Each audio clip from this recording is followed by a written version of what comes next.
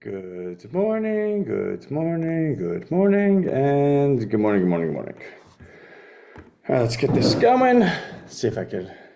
All right. Sorry, I'm like a minute or two behind today. I was taking a shower and I thought it'd be inappropriate not to get dressed. Although I did take a look at myself and the working out and stuff is doing quite well. So although it would have been inappropriate, I don't think I would have disappointed, let's say, half of our audience. All right, let's see. Someone's got a cool note taker for this conversation. AI, fun, fun, fun. All right, let's see. What do we got going on? All right, let me slow down, take a breath, because what you can see is that because it's like 5 degrees here in New Jersey, and there's a foot of snow outside, you can't see me sweating because I'm not sweating because it's cold. But if it wasn't 5 degrees, I would be sweating because of the running I just did to get. So I have a lot of people on today, more than usual. I usually have a lot of people. All right, so let's just take it from the top. So I had the opportunity to speak with Daniel Drolet. He's the owner of LiquidX, which is the seventh largest consulting firm in the world. As you know, we are a client of theirs. As you'll also know, our retainer is $3,600 a month plus 18% commission for us accepting a partnership or sale. As you'll continue knowing that we no longer pay that retainer as of 5 months ago because we had said to them, hey, listen, it's going through the patent process, as you know, and it's not like we're seeing much results on your end, in which case they said, well, you're not really going to see results. Like, you don't actually have anything yet. Like, we're very confident in what you're going to have when you have it. But for now, we're not going to kind of ruin our reputation running around telling people, hey, we have this, and then like you don't actually have it. So I said, fine, that's great. But it puts us in a position right now. And that position is, I don't actually want to pay this retainer anymore. We'll circle back to you when we get the patent. In which case they said, hey, listen, like, don't go crazy. We'll continue representing you without a retainer. We feel quite good in what you have, and we'll just make our money on the back end. I said, that's good, because once we get our patent, we don't actually really need anyone. We could put our patent in our zipper and walk around, and we become the most popular person in any room we walk into. And sorry if that was a little bit aggressive, but we're just at the point, I think it naturally comes out because when you and I are interfacing, I'm kind of reporting. I'm the conduit. I'm telling you what has happened. When I'm reliving stories of negotiation, that's a different Anthony. Like, the Anthony that negotiates isn't this Anthony. So case in point, I guess, is when you see little sentences like that come out, there's a subconscious aggression that I wasn't able to keep it all in. So for better or worse, understand that the Anthony that you have, while you might think, oh man, if this guy went out there, he'd give the whole house away. How could he be a good negotiator? No. You could ask any dirty judge that I'm in front of right now for personal reasons. The Anthony that they have is a very different Anthony. In fact, I remember telling one judge once, I was like, and again, I'm relating negotiating corporate stuff to judges in personal life because it's the same dynamic. There's me, there's a person that makes decisions, and then there's an interaction. And the metric, I guess, that we're trying to identify is it a subordinate behavior that I exhibit? Or is it a aggressive, confident behavior and one that is willing to call out bad actors? And the latter is very much true. I remember one judge, I said, you know what the problem is? And the judge goes, what? I go, no, specifically your problem. He goes, oh, can't wait to hear this. I go, you think you have power. You don't. You have authority, which is based on competence, which sadly, you don't have that either. He just looked at me like, oh, really? And I mean, what are you going to do, right? The beautiful part that I've been taking out of court is there's a thing called the rule of law. I have the right of freedom of speech. And Anthony, that doesn't give you the right to yell fire in a crowded theater, right? Like, and no one's saying that's the case. But if you're going to treat me unfairly and you think that I'm just going to take it with happy face and doggy smiles, well, then you're sadly mistaken. And because I have the freedom of speech, I'm able to exercise it because the leverage or the negotiation at that point is, well, I wouldn't want to say anything that upsets the judge because the judge might then do unfair things. Well, it's like double jeopardy. If you already did unfair things, well, then essentially I paid for it already with things I'm going to say in the future because it already is true today. I did not say anything mean. You did unfair things. Therefore, I'm going to now say things that are mean because you already did the unfair things, right? So when people talk about quantum science and can the future actually talk with the past, and now I'm getting off on a tangent because there's a lot of things I do in a day that all kind of come together. But the point being, if we were talking about quantum science, which no one here is talking about quantum science, everything is in a superposition until observed, and then it collapses into a reality. The problem is everyone's reality is subjective to their own observation, then the filter of perception. So with that many variables that are solely based on the user interface, you know, the person's brain, quantum is kind of the thing that explains everything, but it's very complicated. I tried educating one of the opposing party's lawyers what quantum was once. I said, everything you and your dirtbag client do is in a state of superposition. What you don't understand is that I understand how to speak to the future and back into the past, and you're going to find that out the hard way. I would say they're now finding that out the hard way, but they didn't know it at the time. So, okay, let's get back to this. So I spoke to Mr. Droulet, and first of all, let me state something that allows whoever's watching this, which is a lot of people, to kind of form your own basis. Mr. Droulet is the owner of LiquidX. LiquidX is the seventh largest consulting firm in the world. Mr. Droulet just got back from the Consumer Electronics Show, which is the biggest to-do of tech in the world. It's held in Vegas for the month of January. He sat with NVIDIA, Samsung, you name it, right? And many times. So that's who that person is. We had a 44-minute Zoom where it was him in his office and me. There was no, hey, we need to go. In fact, I was the one that ended it saying, listen, this has been 44 minutes, right? He was taking notes. He had the little AI thing up. And it was just a one-on-one conversation where, again, I was the one that ended the call. So when you put all that together, you say, okay, am I important to this person? And is this person a powerful person in terms of what we're looking for? And I think the answers to all that is yes, right? So let's just allow that to form the foundation of going forward.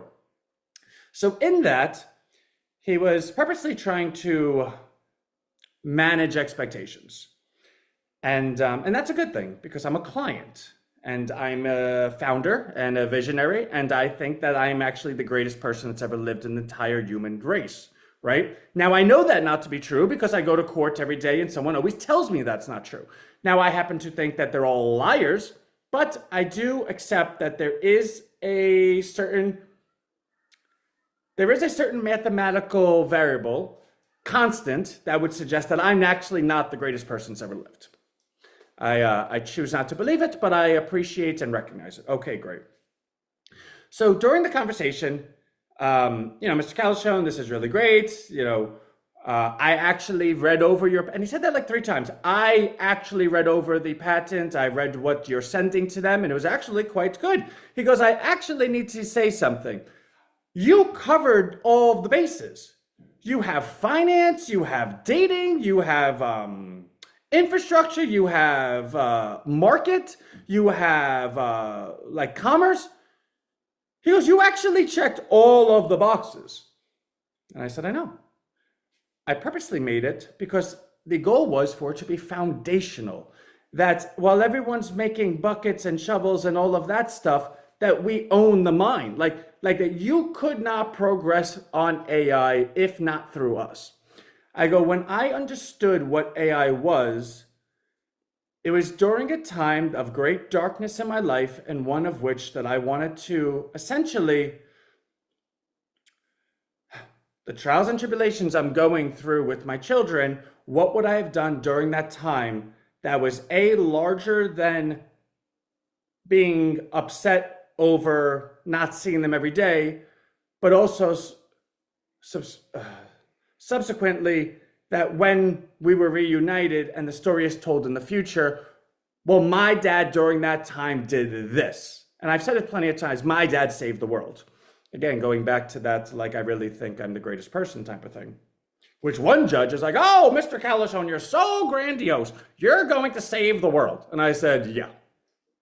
And she was just like, wasn't expecting that. But that nutbag actually went on and said, I know you have an IQ, a high IQ, Mr. Calichon. I have a high IQ. In fact, I have the highest IQ of any judge I've ever been around. I go, okay.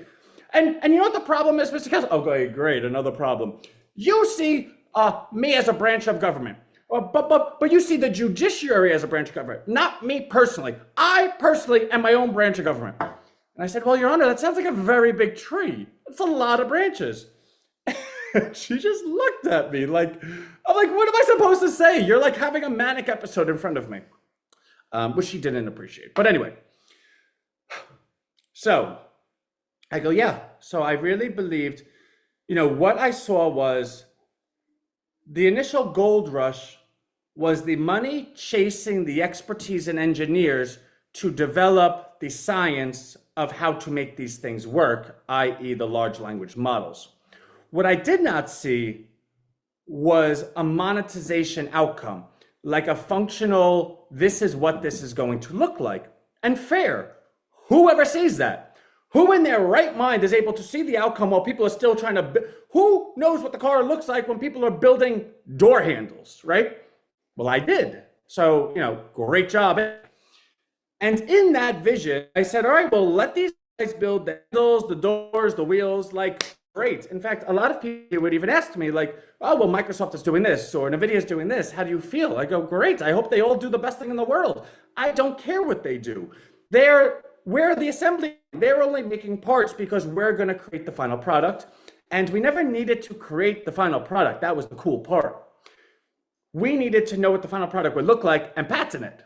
Because in doing so, well, great. Anybody could go do whatever you want. You don't like our patent? Great. Go invent something. You realize this is the only, okay, great. Then we knew, right? Like I didn't need to like get in the dirt. I was able to see what was going to happen. So we agreed that it was very foundational. And then as a conservative comment, Mr. Drolet goes, well, Mr. Calichon, I don't actually believe you're going to get all of these claims. He goes, what I see with the AI, and he goes, I know the head of the AI patent officers, right? Like it's a department and I know who the head person is. He goes, I work with him. I go, well, that's great. You should have put that in your sign up. I would have signed up way sooner, right? And then we laughed a little bit. But he goes, because this is the beginning, I go, let me cut you off because I think I know what you're going to say and I don't want to be biased by what you're saying or you to think I'm biased. So let me just kind of spit it out. I go, what I've always believed was that because this is the beginning of a very, very large fourth revolution, industrial revolution, that the patent officers are going to be, you need to get everything down to the absolute T, the I, everything, because you cannot grant general patents because you're going to set up the future where everyone's going to be suing everyone. So we need to make sure that every patent is so narrowly defined because we're in the middle of the biggest revolution since the internet or like the cotton gin, right? Or the gin cotton or whatever that thing was called. That we don't actually know what this is going to look like, but we need to make sure that we're not giving someone more than what they're asking for. And then in the future, we realize like air rights, right? Like you build a building in New York City, whoever knew you owned the air above your building? Then they had to separate that out so people can sell the air rights so that the next person in the building couldn't build a building higher than 30 floors because the building next to it, the 31st floor, they sold on the view of Central Park, which would then be taken away if you built the 34th floor. So you have to actually so minutely take everything out. Okay, great. He goes, well, actually, that's spot on. I was like, I know. He goes, so you get it? I go, yes, I do. I go, but I wanted to say that to you so that you knew how we've approached this. Like, I've always known that. I go, the reason why the first patent got denied was not based on anything other than it needs more detail. I go, we were purposely overgeneralizing. We were trying to make sure that we could grasp as much as possible. I go, and by default, what had happened was that in now having to define what each component meant, i.e. satisfying that you need more detail thing, it's not like we lived in a hole. We've known everything that's gone on in the AI sector for the last 2 years. So we're not saying that we did not have an idea that was then became an idea, that we were influenced by something that was outside of the scope of our own brain, but how could you prove otherwise, right? Like when I go ahead and further describe something that is needed further description, and I say, well, I really meant this, can the patent officer say, oh, well, that's real cute because that just became known a year ago, your patent is 2 years ago? Well, you can't say that. You could say, well, this is kind of coincidental, but you could not say, I did not originally think that because it took you 2 years to get back to me and tell me you needed more detail. So how are you to know that I wasn't thinking that from the beginning? I got everything else right. So of course we never did that. But it stands fair to reason that if we ever did do that, we would essentially be able to patent everything that happened over the last 2 years and say that we thought about it in the first place, right? He goes, I see what you're saying. He goes, I see that in the response. You're really spot on everything that happened. I go, yeah, because I'm smart, right? He goes, I'm sure you are. I go, don't start with me. So I said to him, okay, let's just kind of move this along, right? Because I like you, but I don't really feel like being on this call that much longer. I go, let's say, and I ask the next question, which is the question you don't want to be asked, because it's going to be about money. And of course, you can't answer it because you don't know what claims are going to be granted. You don't know anything. You just know that the market's large. But again, there's, what are we going to get, right? I go, but what you don't understand is I have my own vision in my head. And I don't know if it's right or wrong. I think it's right because, again, revert back to I think I'm the greatest person ever lived. So I do need you to manage expectations so that I can be along your lines. Because right now, I think a very large number. I go, so I'm not holding you to anything, but I need to have a certain framing of where your head's at. I go, if the majority of our claims are granted, what is our patent worth? Well, Ant, if you even get a majority of your claims, not all of them, just a majority, $100 million is your floor. You actually patented everything. I was like, okay, so I'm not crazy. I thought $1 billion if I get everything. He goes, if you get everything. And I go, oh, okay. But that's the floor. I go, okay, great. I'm in no rush to close, but I have investors, right? I need people to get paid. And I said to him, I go, and I'm not going to say it out loud. I said, we've always been mom and pop centric. I never went to Wall Street. We never raised large money. The amount of total money that we raised was X. I go, meaning that if we're able to just return X, I think everyone would be quite pleased to know, okay, I have my total investment back and maybe a little bit more, while I also am still in what the closing is, right? Like essentially, you would have all of your funds returned to you and you would still have the same exact equity as you started with. We would just return your funds. And I'll explain that in a second because I don't think that was explained correctly. I go, so I need to know, is there some type of upfront payment? He goes, yes, it's a thing called a no-shop, and we do that with all of our patents. He goes, there's no way we're going to be able to talk to 1,000 different companies with your patent. It's just not going to happen. He goes, you have everything. So we already have spoken to the heavy hitters, and we know which ones are going to want to get involved. So we'll say to, let's say, the 10 of them, hey, guys, we're not talking to all of you. We're going to talk to one of you. Which one of you want to have an exclusive 6-month conversation with us? We cannot, which means we're in good faith. We're going to look to get a deal and we'll only talk to you and you only talk to us and we'll negotiate. Now, if we get a deal over the 6 months, that no shop gets taken off of the final amount. If we don't get a deal in those 6 months, that no shop is retained by us and you go your way, we go our way. And essentially you gave us free money, right? He goes, that would be a $10 million thing for your patent. He goes, 5 million would be cash and 5 million would be in an escrow. I go, amazing. That means I can make sure that everyone gets their money back and then some, and everyone still keeps the same equity, which means essentially you would collect a down payment on your eventual money, because the alternative is, okay, great, let's go ahead and rush and get a deal so everyone gets like their money in profit, which essentially means if we're rushing to do something, we're going to take a worse deal than we would have taken if we just took our time and did it correctly. So from my belief, if I'm able to get everyone back all of their money and then some, maybe 1 or 2 times on it, and you get to just sit pretty and say, okay, I'm pretty well funded right now. And now once the deal's done, I collect the rest of it. I essentially got a down payment on my entire amount of money. I think everyone will be happy. I know I would be happy. And he goes, yeah, we got to get some money in your pocket. I said, listen, I don't give about money. I go, I'm in this for the long haul, like for the big deal to be done. I go, I live a very modest life. I have an apartment. I have kids. I would like to get a house, right? But even if I got a house, I don't think I would even get one in New Jersey. I don't know where I would get one. And if I did, like, I'm not paying real estate prices, right? Like, the only thing I could think of that would change my life with money is that I would get like an Airbnb that has a yearly rental, right? Like if I could go get a really large house and pay X amount per month to rent it, and there was no contract, it was month to month. Now you might say, well, Ant, that's like crazy. You'd be paying a lot more than you would for a mortgage. And I would say, it's fine. I don't trust real estate prices. I don't trust the economy right now. And I wouldn't do it right now. If everything crashed, maybe I'd buy a house, but here I go off on a tangent again. The point being, if I came into $10 million, it would be more my interest to at least get 9 million of it out the door than it ever would be for me to decide how I can use a large amount of money for myself, right? Because I'm in it. I'm in it till the end. Like, what do I care? So that's the update on money and where everything is on that front. I don't think there's anything else. I think that's kind of like the update. I spoke to the patent attorneys and I said, hey, listen, anything? They said, no, there's nothing.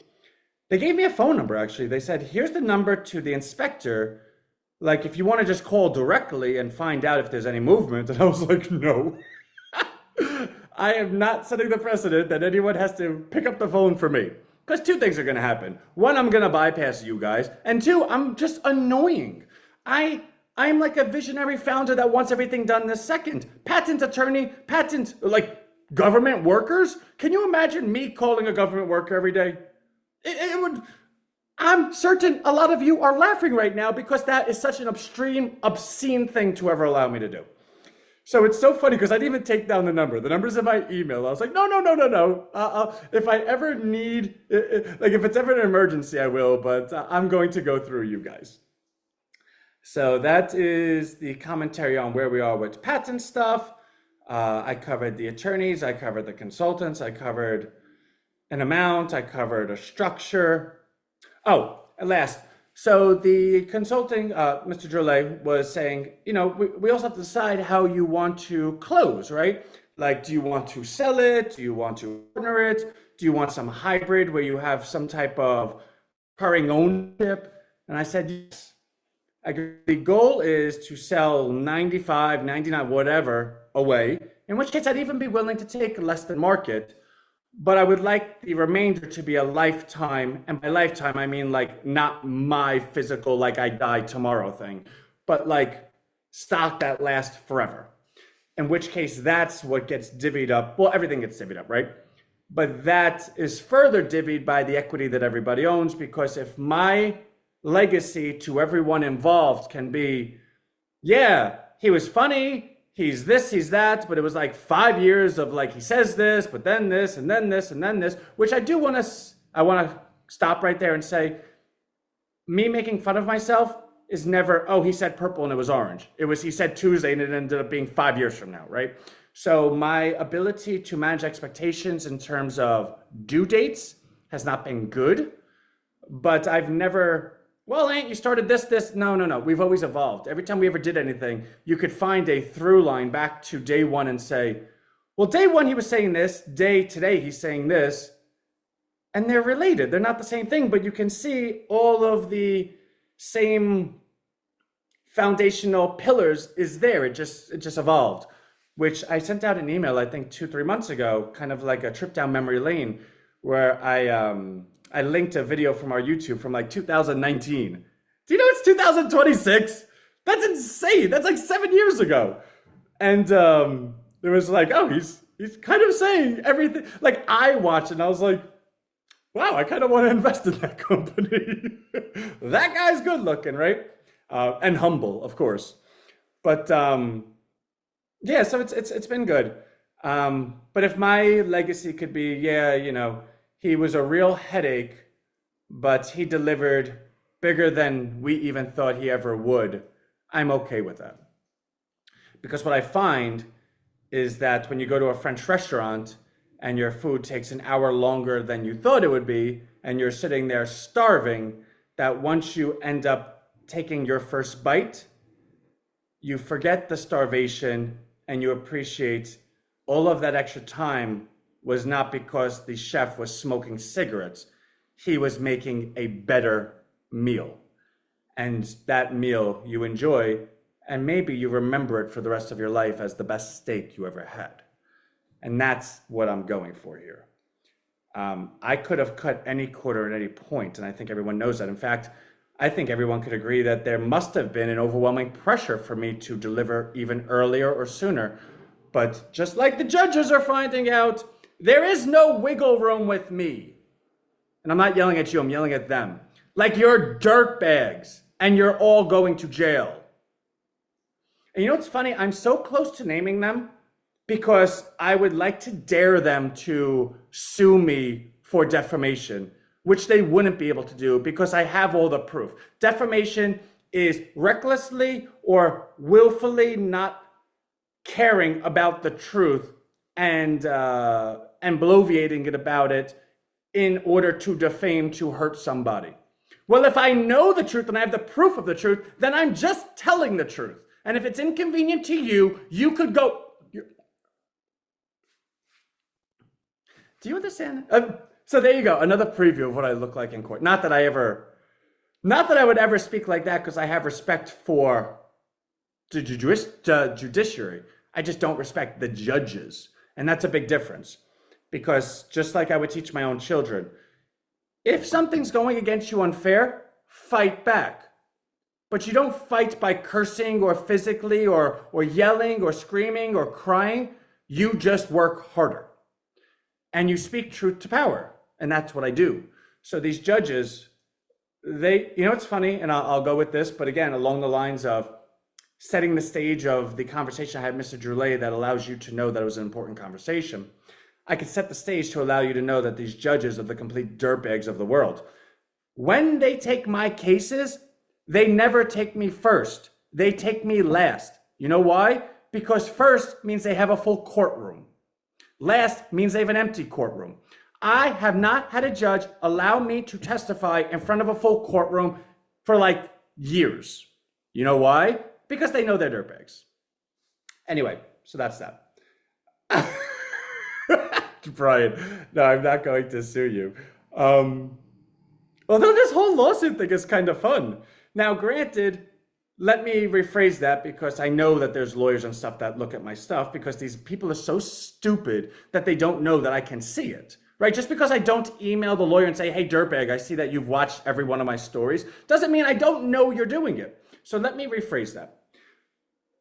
Frivolous lawsuits is a crime and you should be penalized for it. And in fact, counterparties do that. If you file a frivolous lawsuit, of course, the court's going to take it seriously, but once it's found that it had no merit, the other side's allowed to sue you. So I know that that's not good.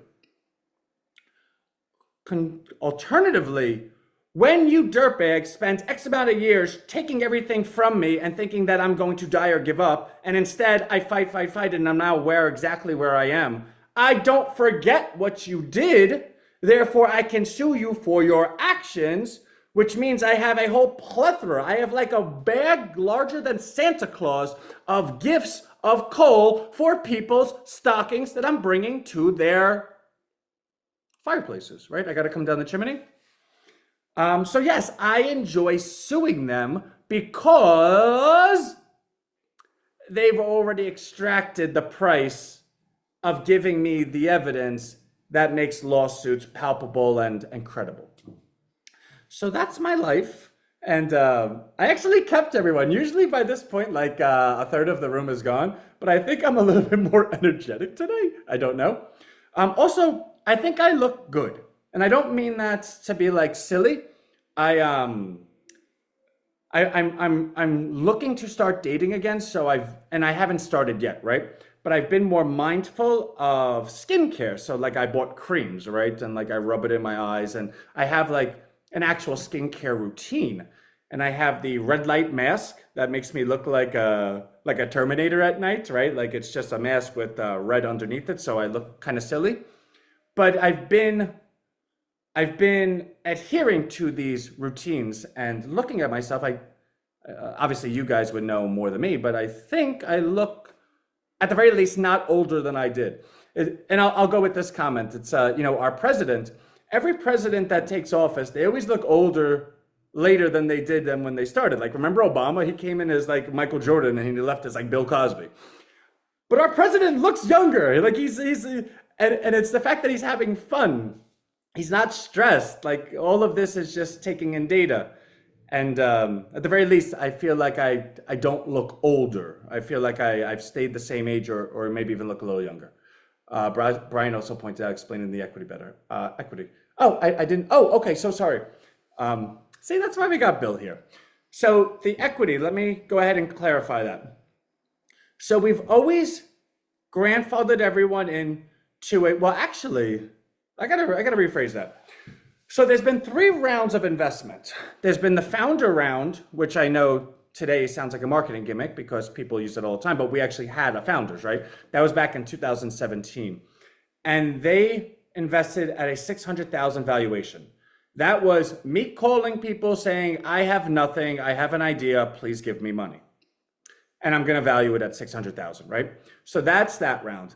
Then the first time that I opened it up to the majority of people that are in this room, we did it at 1 million. Then most recently, I guess as of 2 years ago, the valuation was 4.5 million. We did play with jumping it to 20 million, but it just didn't feel right to me. So we've never taken big money. We've kept it to mom and pop, and we've always kept the lid at 4.5 million. Now, of course, I'm sitting here telling you that we have like $100 million floor if we get this, this, and this, in which case you would say, well, Ant, that's not actually true because you didn't get that, but it would certainly argue for higher than a $4.5 million floor, right? A $4.5 million valuation. The point being, I've never been comfortable with that. So I have everyone's financials, right? Because nobody ever gave me money in a brown paper bag outside of my home. So you've always sent money, whether it be through Stripe, PayPal, Square, or some people have actually wired. So those are financials. I have the records of that. Now, the records, I also have the dates of when you did the transactions, as well as the dates of the 600,000, the 1 million, the 4.5 million. So when I upload or download all of these documents and then put them together, I'm able to identify this much money over this many people, individual amount to this person equals that they have this much equity, because this amount divided by 600,000 equals X percentage, right? And say, for instance, Bill gave me, $100,000 when it was 1 million. Well, Bill would have 10% equity, right? Now, Bill did not give me that because I know Bill's in Brazil and I don't want all the pretty girls to be running to his house. Or maybe he would like that, but then you couldn't actually do the second part where they're like, where's your money? Maybe he's rich, I have no idea. But he's not rich enough that he ever gave me $100,000. So he would have 10%.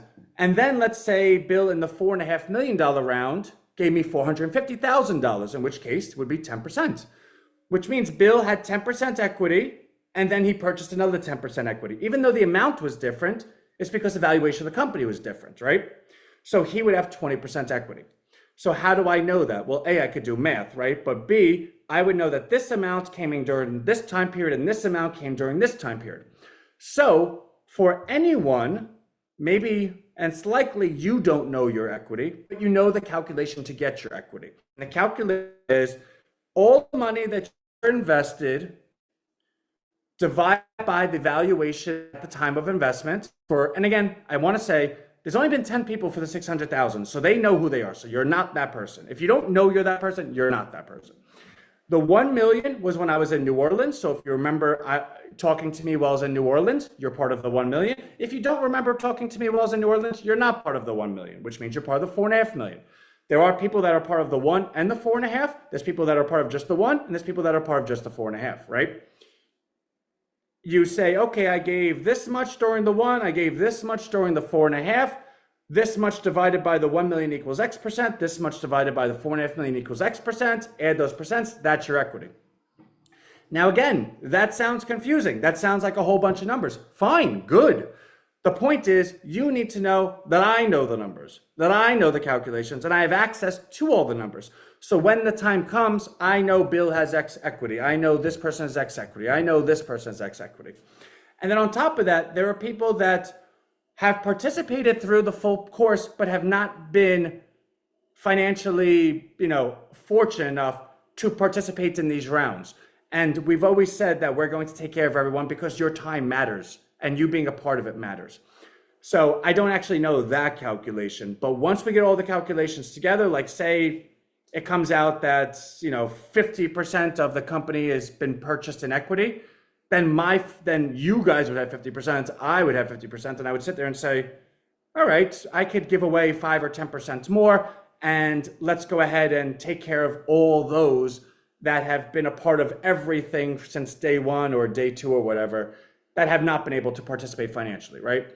So it is my commitment to everyone will be quite happy. I can give you the calculations for people that invested, because that's what am I giving you money for, right? Like you need to know that.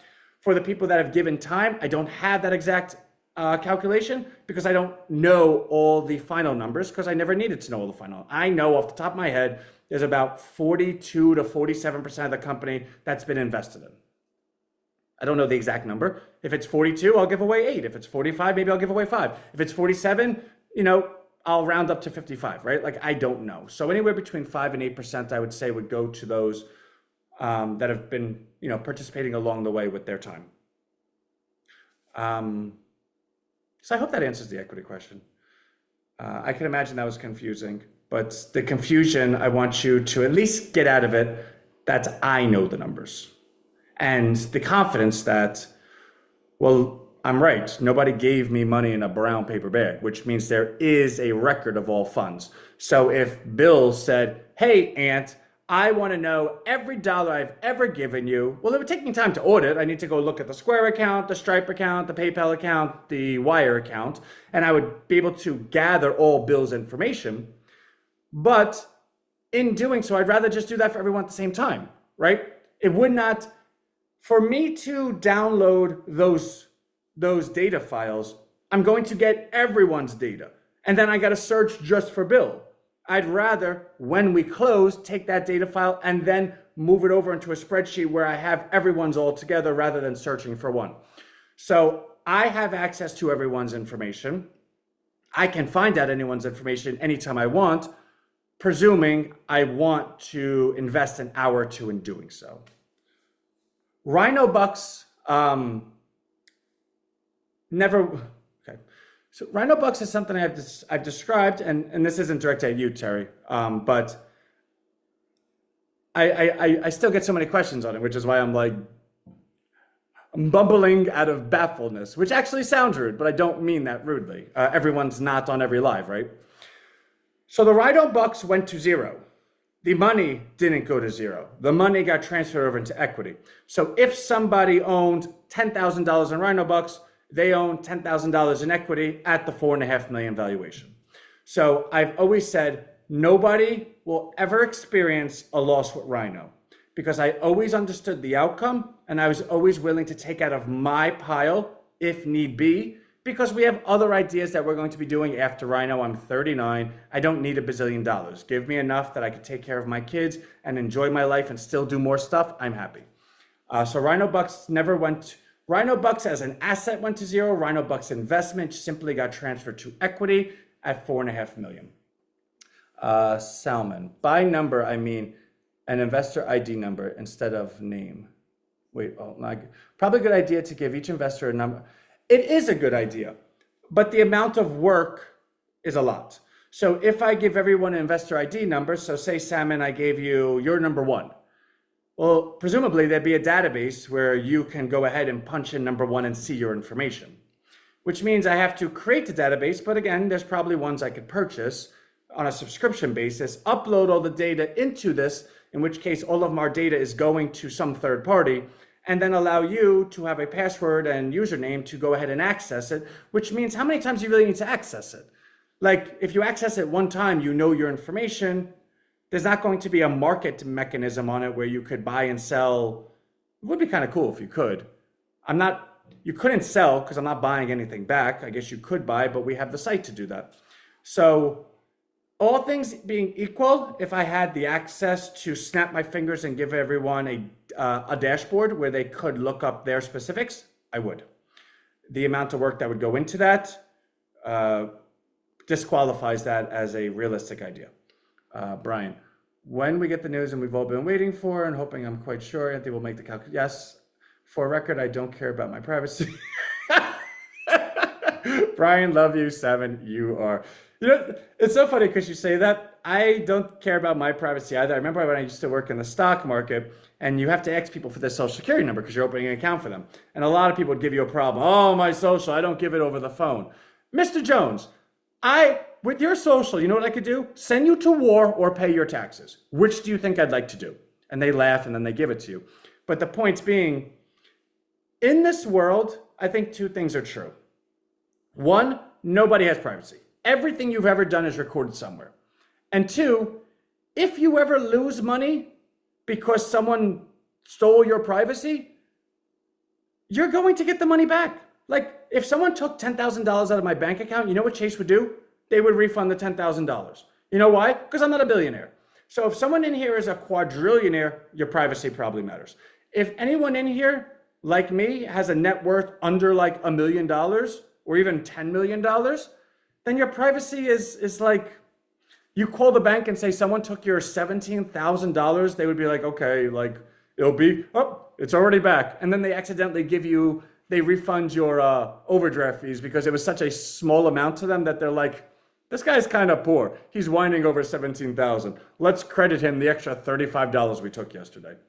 Hey, Justin. So you know what's funny? There are names that are from day one that I don't have the pleasure of seeing often enough. And again, I know they're there because I see them look at the emails, but I don't see their names like this. Justin, you are one. I'm so happy to see your name. Okay, everyone, as irony would have it, this call's gone on for 44 minutes. And as you know, 44 minutes is my point where I say I don't want to talk to you anymore. So I love you. I'll get this video uploaded. I'm not editing anything out because if any of the dirtbags that are in court want to yell at me, they know where to find me. All right, love you all, and we're so close. All right, bye. Love you, bro.